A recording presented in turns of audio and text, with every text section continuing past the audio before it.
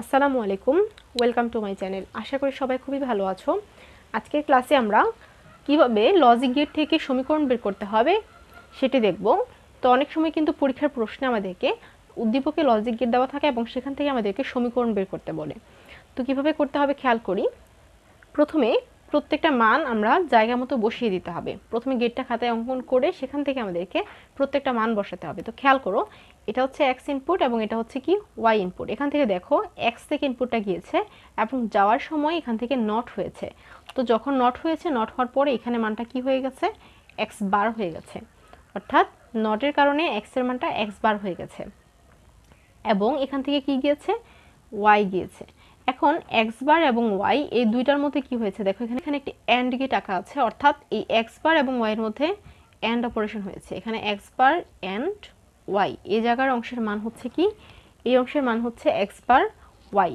আর এই যে অংশটা দেখো, এখান থেকে কি গিয়েছে এক্স, এখান থেকে এক্স গিয়েছে এবং এখান থেকে ওয়াই যাওয়ার সময় মাঝখানে কি হয়েছে, নট হয়েছে।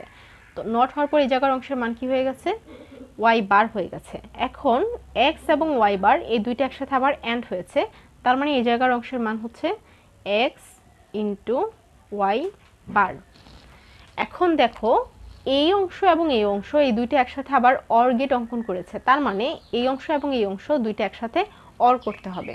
তো এখানে আমরা মানটা লিখে নিচ্ছি, x bar and y or x y বার।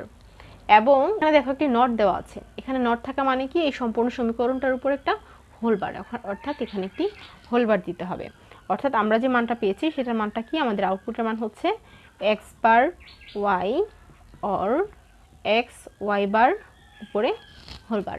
এটাই হচ্ছে আমাদের এই লজিক গেট থেকে প্রাপ্ত সমীকরণ।